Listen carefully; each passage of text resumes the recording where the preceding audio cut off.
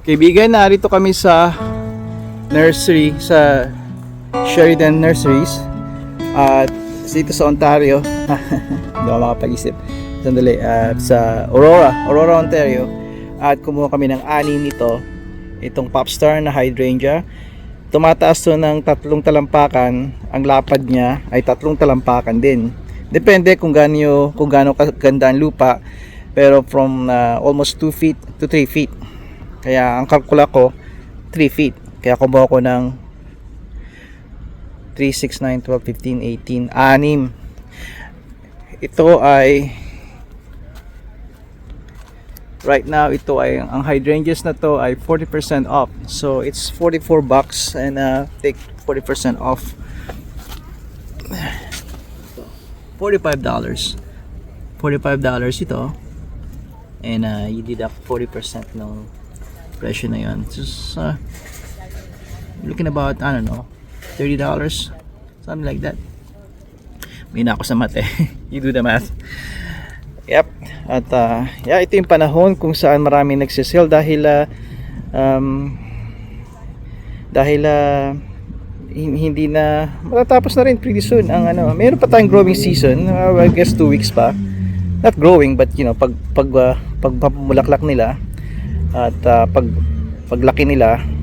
Kaya maganda yung panahon na ito na punta kayo sa mga garden nurseries, sa mga locals ninyo at yeah, check nyo yung pinakamaganda. Ito sa mga nire-recommend ako sa inyo. Maraming 4 yata ang nire-recommend ako sa inyo. Daisies, yung mga Shastas daisies, at coneflowers, at lavender, at ito yung ika-4, hydrangeas. Kung meron kayo noon, man, I'm telling you na pang show talaga ang inyong garden. Kahit maliit lang ang hardin ninyo, at kahit nasa paso lang sila, kung wala talaga kayong lupa na, you know, yung yard na puro lupa, maganda to. Alright, of course recommended ko sa lupa talaga mga ito para maganda yung kanilang makakuha sila ng fertilizer, hindi agad matuyo agad sa tubig. Kaya again, itong mga to again, Shasta daisies, lavender, coneflowers, at ito iba't iba sila ng uri ng mga bulaklak. May puti, purple, blue, pink. Ito nagbabagong kulay nila depende sa acidic man ng ano nyo o alkaline nyo inyong lupa. Kaya kayo mga magtitimpla nito. Maging border namin to. May plano ko. Abangan nyo na lamang yan. Again, bush ito. Ito naman pagka tree. Hydrangea rin ito. Alright. Ito pa ba iba-ibang uri ng mga hydrangeas. Alright. 40% off din sila katulad ng pinakita ko sa inyo earlier. Pink, purple, blue, bush, beautiful, bright pink.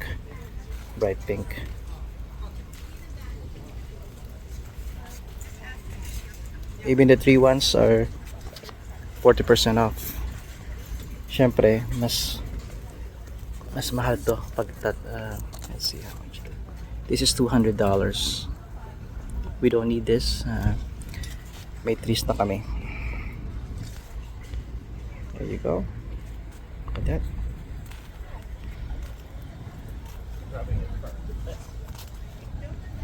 Beautiful. Mamili kayo. Kuha kayo ng hydrangea. Napakaganda nito. Napakaganda. Magbibigay kulay talaga sa inyong mga hardin.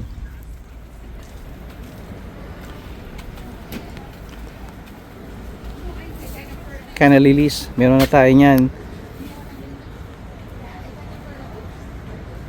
$50. Ang ganansya niya lang ito, maganda yung planter. Which is hindi naman masyado dito sa case na to. Ito ay mga tropicals, they don't come back. Kaya kung gusto niyo bumalik ito, kunin niyo yung mga buto at itanim niyo, alagaan niyo. Pero that takes a while, that takes some effort. Kaya iba bumibili na lamang uli taon-taon tuwing spring. There you go. Pupunta tayo dito behind that glass ay yung mga kalamansi. Yeah, may kalamansi rin sila dito at mga succulents. At may gusto ko itong upuan ay si Mrs. T. Oh, kita ninyo, may sombrero. Oh, nawala na yung kalamansi. Last time nandito ako, nandito yung kalamansi. Ito, may konti, may maliit.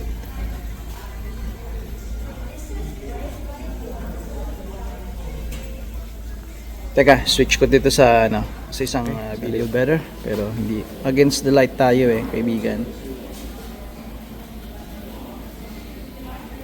Meyer lemon, red lady papaya. May papaya din sila. Talaga naman sa atin, tumutubo lang ito ng kung saan-saan sa tabi-tabi, di ba? Sa ating bakuran. Ngayon dito sigurado pagkakamahal-mahal nito. Malabo ang mata ko. Presyo nito. Kaibigan, hindi ko makita. $50 siguro to. Ito yung mga kalamansi. Meron dito malaki nasa 4 na talampakang kalamansi, pero minub na siguro, tinanggal na siguro nila, inalis na nila.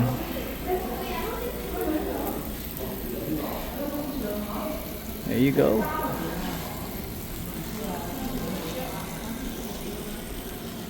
Mga herbs. $12 ang isang herbs, oh. Samantalang sa Costco, which wala na ngayon, hindi na sila nagtitinda, 4 ay for $20 or $16 yata, 4.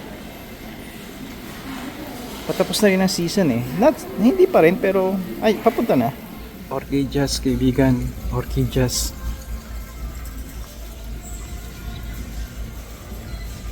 Ito kaibigan yung gusto ko na upuan. Nako, a little over $1,000. Minsan natitempt akong gumawa nito That's supposed to be a cedar, hindi basta-basta mabubulok. Matibay ang kahoy na yung cedar. Maybe it's stained, painted. That's my first guess. I could be wrong, pero popular ang cedar, mga cedar trees sa paggawa ng mga upuan, outdoor na upuan sa mga yard gardens. Sometimes nagsisale sila, pero still it's still close to the range of a grand. Iba talaga pag lilok kahoy. There you go. Bird bath, kahoy din. I don't know, looks like a mahogany. I don't know, it's some kind of maybe cherry wood, maybe I don't know kung anong nakalagay naman dyan kung anong uri ng kahoy. Kumbaga sa atin yung mga nara, di ba? Ito yung hindi mabubulok. Looking about 700, 800.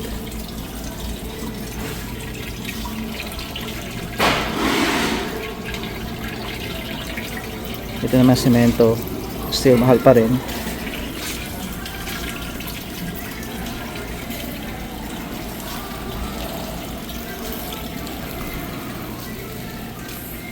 See this,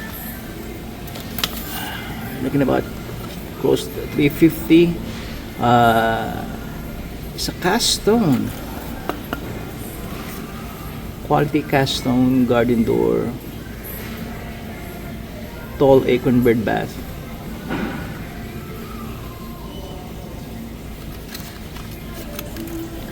This is nice. Lagay nyo sa gitna ng inyong hardin, sa mga napipiligiran ng halaman and even bush. At maganda yan. Magandang pang-add ng kagandahan ng hardin ninyo. Dito muna tayo upo habang hinihintay ang pamilya na matapos sa pamimili.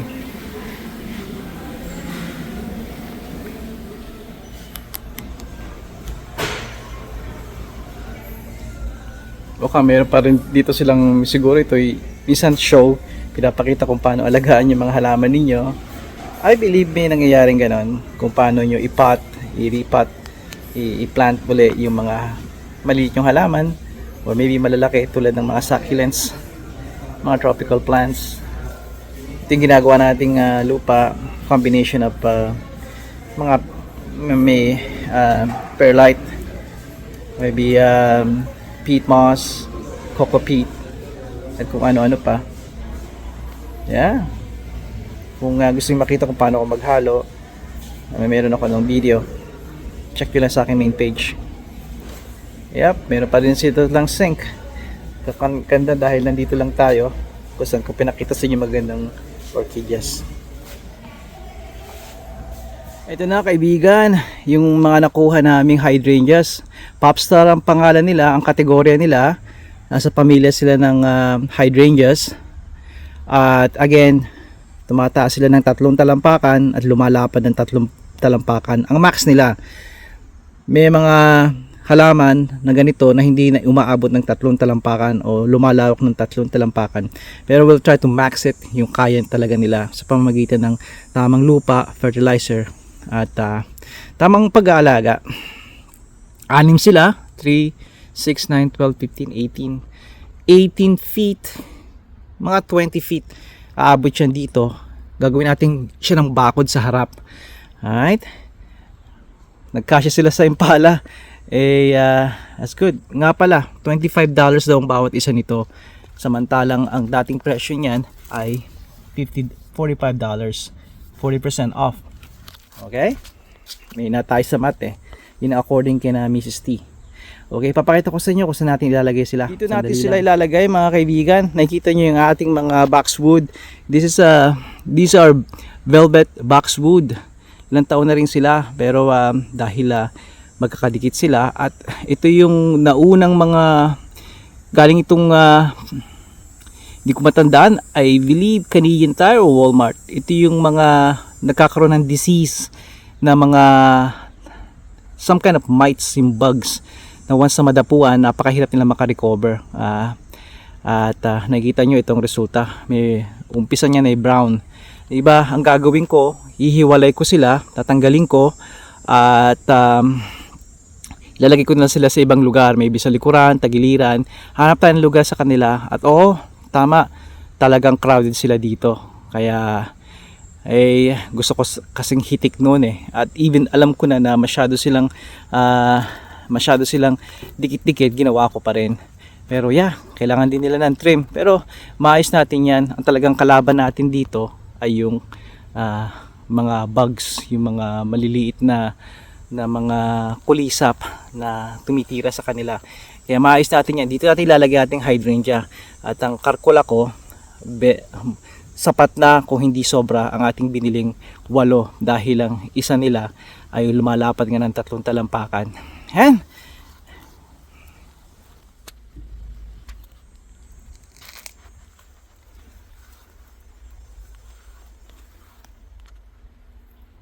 Namitas, kumuha ng lavender, ang aking lavender girl na si Juniorita. Ito na mga aking daisy girl na si Bunsuni, hindi pa napitas ng kanyang daisies.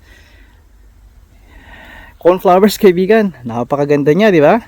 Itong sinasabi ko sa inyo na isa sa 4 na rekomendado ko na kunin ninyo kapag maghahading kayo, dahil once na magbulaklak to ay hindi na ito mawawala hanggang fall na, hanggang lumamig na, at dahan-dahan silang pagsapit ng lamig ay pag ginaw, pag lamig ng panahon, nagiging brown sila.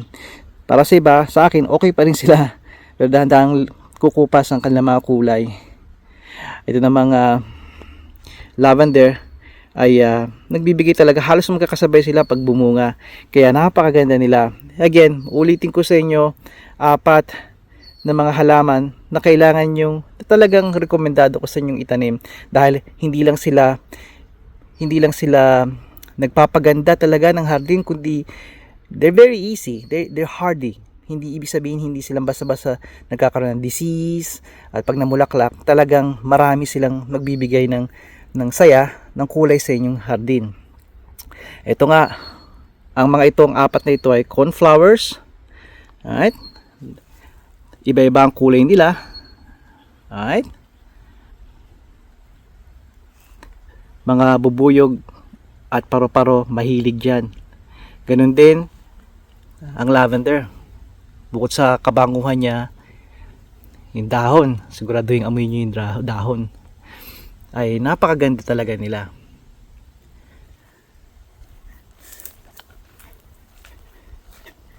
Ganoon din ang ating daisies. Itong daisy ni Bunsoni. Umabot sila ng hanggang tiyan ko. Mataas sila.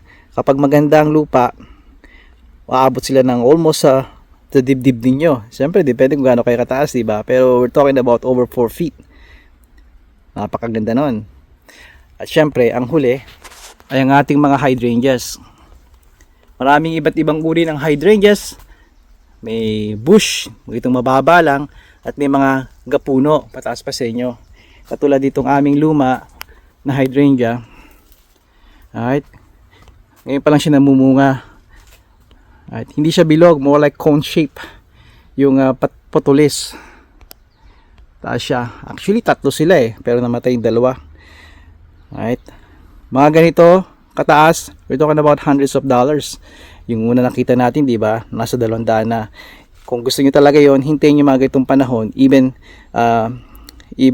August, bababa pa ang presyo noon. 50% off and even more. Ito nakuha namin, bumagyo noon. Matagal ng taon na nakakalipas. Bumagyo at naging $65 na lang silang bawat isa. Siguro taas sila 3 talampakan o 4. At ito, lumaki na nga sila. Sayang nga lang at nawala yung 2. Pero mula dito, pwede tayo magsimula muli ng magpa-propagate, magparami ng ganitong uri ng hydrangea. Kaya dito na ako magpapaalam sa inyo. Hanggang sa muli, padayon.